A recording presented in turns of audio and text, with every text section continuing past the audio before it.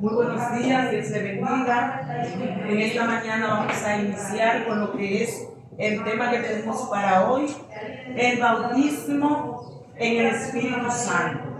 El bautismo en el Espíritu Santo. Este es el tema base que tenemos. Tenemos la cita bíblica que vamos a ver diferentes tipos de citas entre el libro de Mateo, Lucas y Hechos.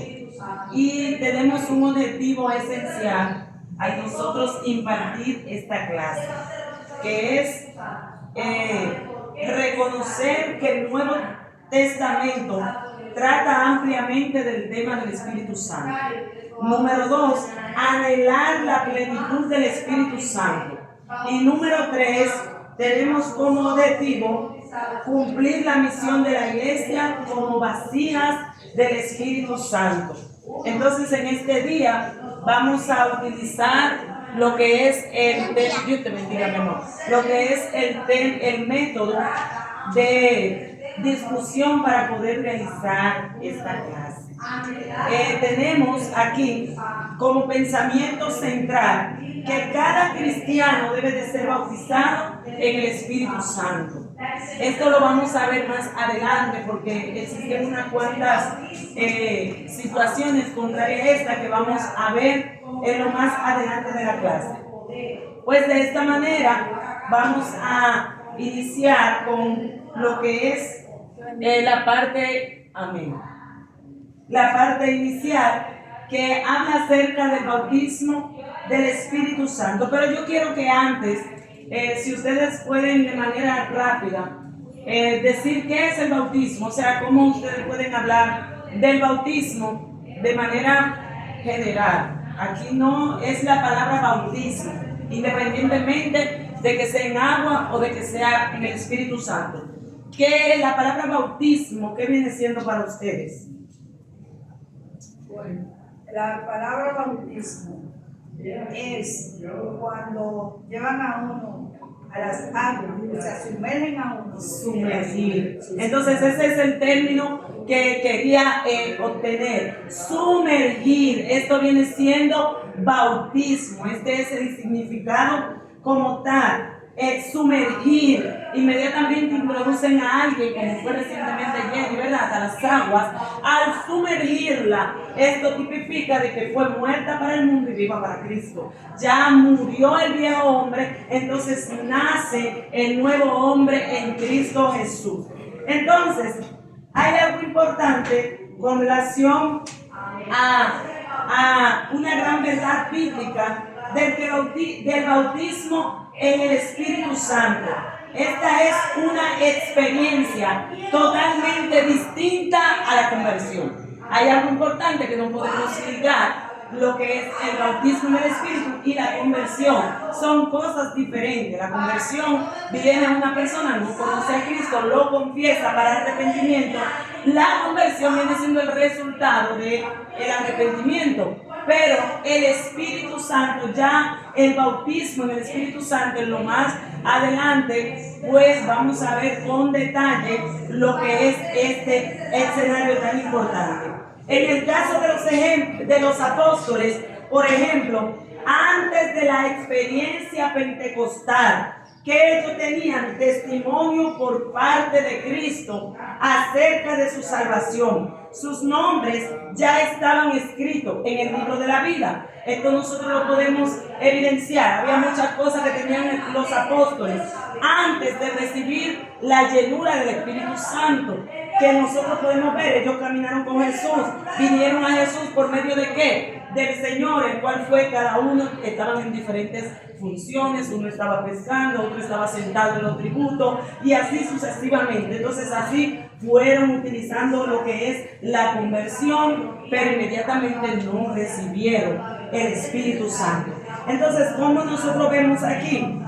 En Lucas, su capítulo 10, verso 20, nosotros vemos algo importante.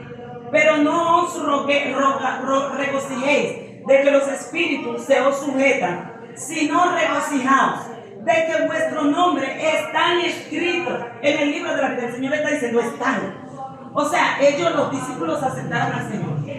vinieron y se convirtieron a Cristo, ya el Señor le estaba evidenciando de que ellos habían ya, sus nombres estaban escritos en el libro de la vida. Por eso inmediatamente una gente confiesa a Cristo y dice que sí acepto, desde ese momento hay una fiesta en el cielo y su nombre pasa al listado oficial del cielo. Entonces ya el Señor le está garantizando, eso era antes de ellos recibir el Espíritu Santo. Dice que estaban limpios por la palabra que Cristo les había hablado. Esto nosotros lo vemos en Juan su capítulo 15, verso 3, que dice, ya vosotros estáis limpios por la palabra que os he hablado.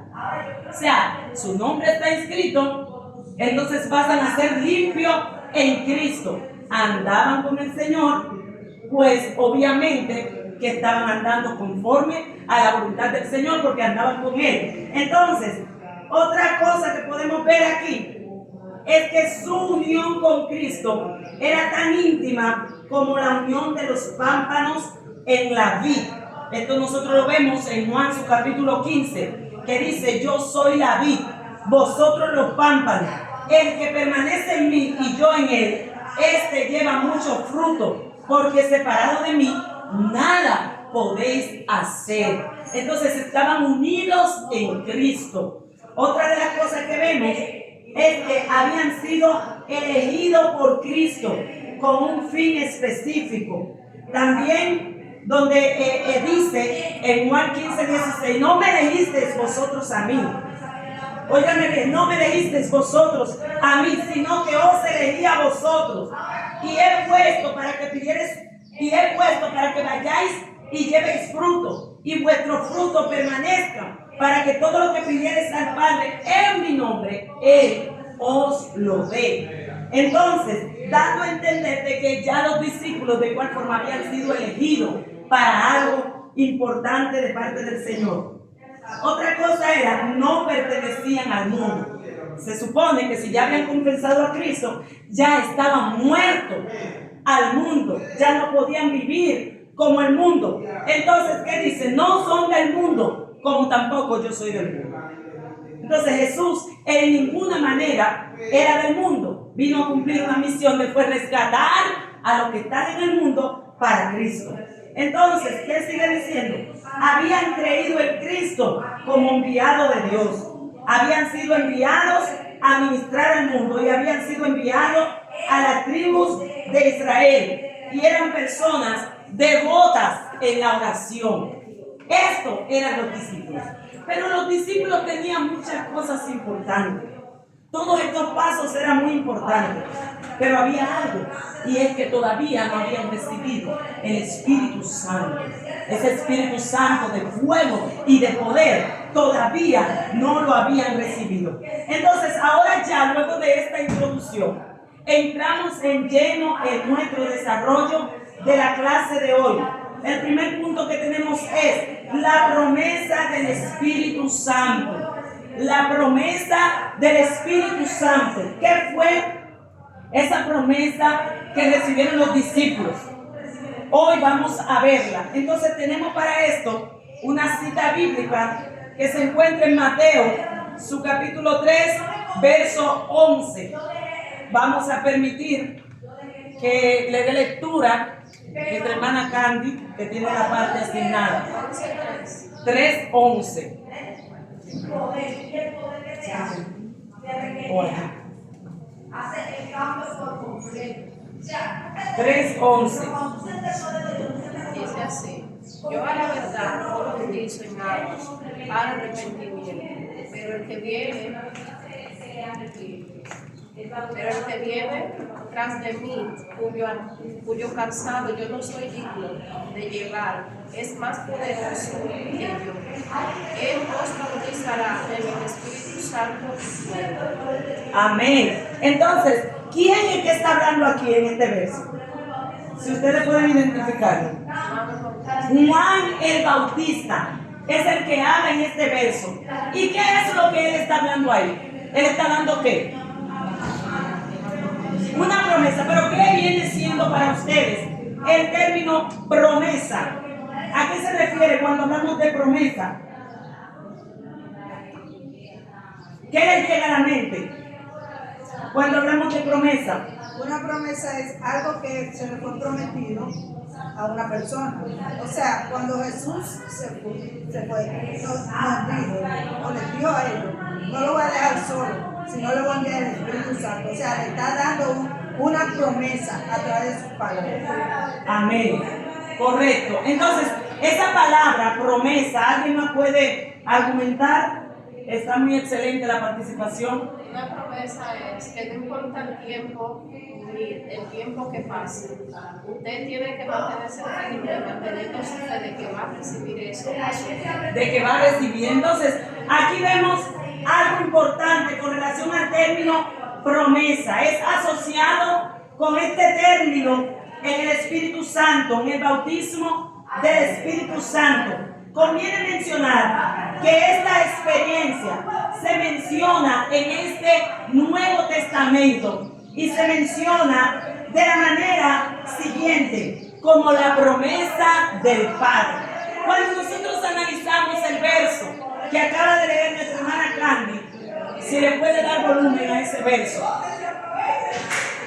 Dice, yo a la verdad os bautizo en agua para arrepentimiento, pero el que viene tras de mí, cuyo calzado yo no soy digno de llevar, es más poderoso que yo. Él os bautizará en el Espíritu Santo Y fuego. ¿Qué es lo que está dando a entender Juan aquí? Yo tengo una misión. ¿Cuál es la misión que yo tengo? Bautizar en agua. Ellos vienen y yo lo voy a bautizar, pero hay algo importante, que el que viene detrás de mí, aquí Juan está hablando de que hay alguien que viene, de que hay alguien que se va a manifestar. Y eso que él está hablando de algo futuro es algo que ya es una promesa directamente del Padre. Una promesa que viene del Padre, donde él dice, viene tras mí y yo no soy digno, ni siquiera soy digno de desatarle, ni siquiera de limpiarle la chancleta. Yo no soy digno para hacerle nada, porque es más poderoso que yo. Y especifica de que la misión que viene a hacer es, y bautizará en el Espíritu Santo y fuego. Es decir, es más poderoso que yo. Yo vengo y lo sumerjo en agua, pero viene alguien que lo va a sumergir y lo va a sumergir en el Espíritu. Y ese que viene, o sea, está dando ahí ¿qué? Una promesa. Está prometiendo de que alguien viene. Está prometiendo de que va a surgir ese evento tan importante de la manifestación del Señor Jesucristo.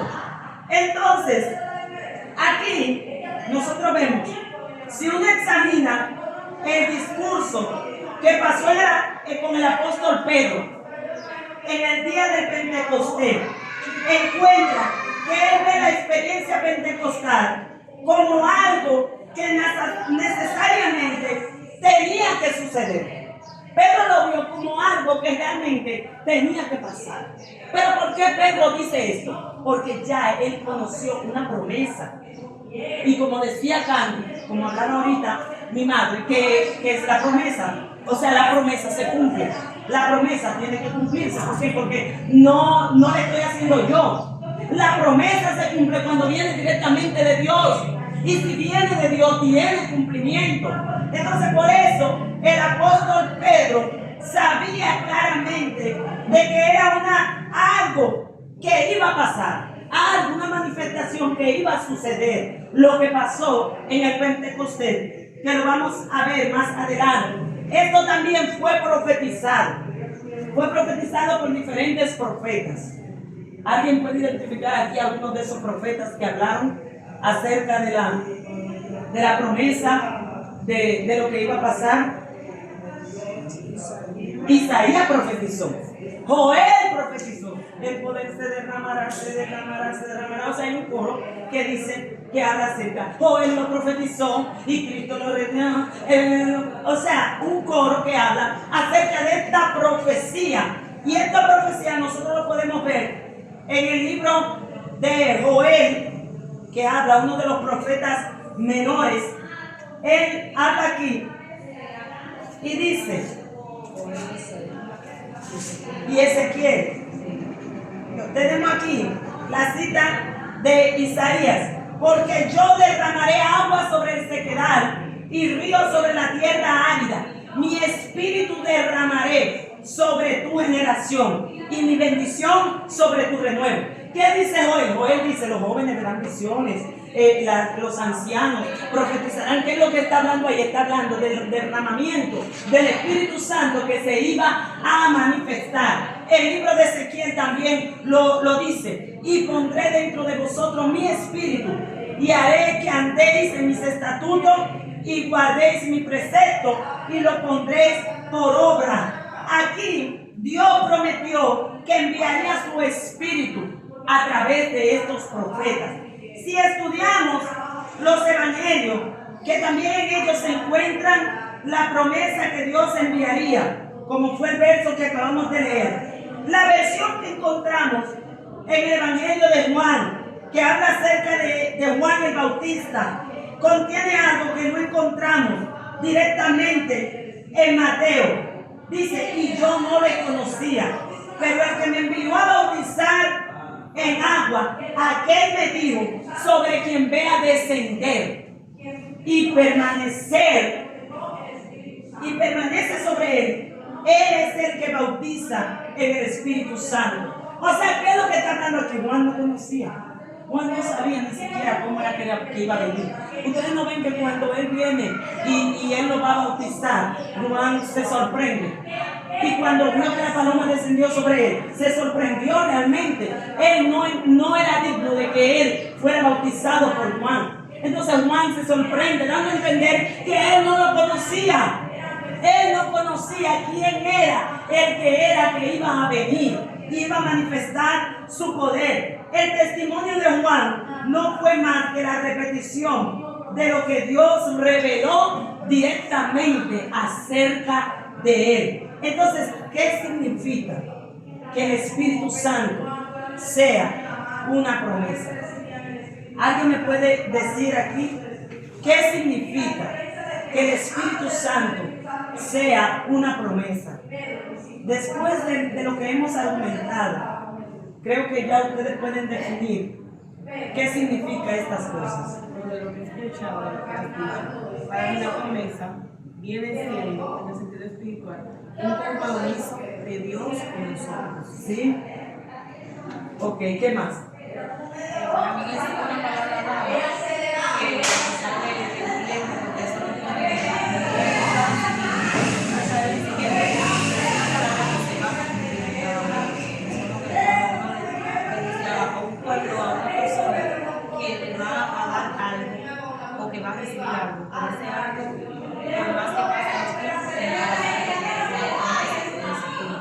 Amén. ¿Alguien más puede hablar qué significa? es como el recibimiento voluntario que Dios te hace.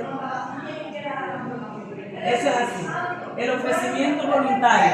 ¿Alguien más tiene alguna argumentación? También implica permanencia en nuestra vida. Cuando el Espíritu Santo Permanece. Entonces, es así. Hay algo importante que nosotros vemos aquí. Cuando vemos de que, ¿qué significa que el Espíritu Santo sea una promesa? ¿Quién fue que lo prometió? Dios. Entonces, el de la iniciativa, ¿quién fue? El de la iniciativa fue Él. El de la iniciativa en el bautismo del Espíritu Santo es Dios. Por ende, no fue iniciativa de nosotros. Nosotros no fuimos a Él y le bautizamos. No, fue Él que tomó la iniciativa de que su Espíritu Santo esté con nosotros. Entonces, otra de las cosas es un ofrecimiento gratuito, como dijo nuestra hermana aquí.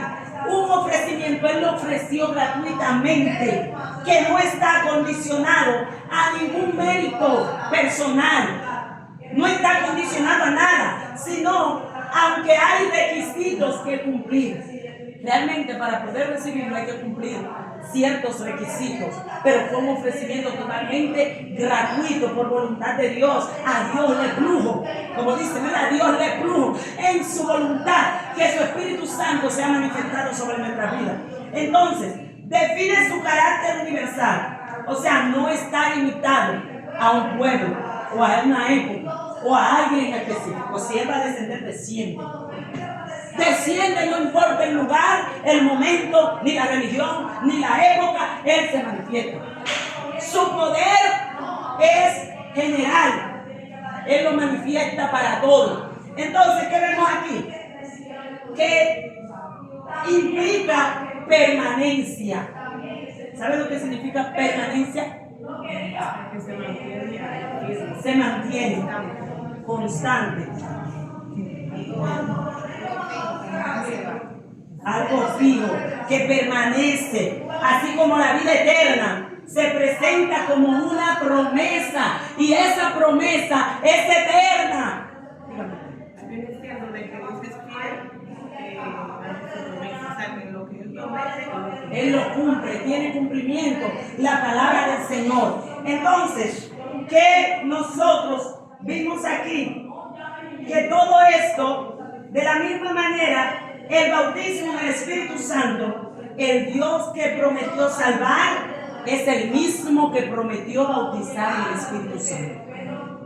Es el mismo, y en Él no hay sombra de variación. Dios es un Dios inmutable. ¿Sabe lo que es inmutable? Que permanece para siempre, no varía. No es que hoy Él te va a decir, no, querida, hoy yo te voy a bautizar con el Espíritu Santo, y mañana te va a decir, no, yo no te voy a bautizar. Dígame, ¿qué es eso? No, el Dios es un Dios que lo que habla, tengo por seguro.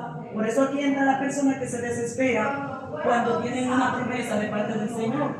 Se desesperan, ¿no? ¿Verdad? El Señor lo prometió y no lo ha cumplido, y tienden a pecar y a fallar. Y también hasta ni la reciben, porque en su desesperación quieren que pase, pero no es en el tiempo de nosotros, sino en su voluntad perfecta. Sí, por eso es que muchas personas se equivocan, porque muchas personas a veces tienen la visión, sacan demonios y hacen cosas en el nombre de Jesús, aunque no están bien. Pero yo creo que porque están bien ante Dios, y es porque Dios respalda su palabra. Porque Dios respalda su palabra. Eso es así. Entonces, yo no me acuerdo si esto estaba alto.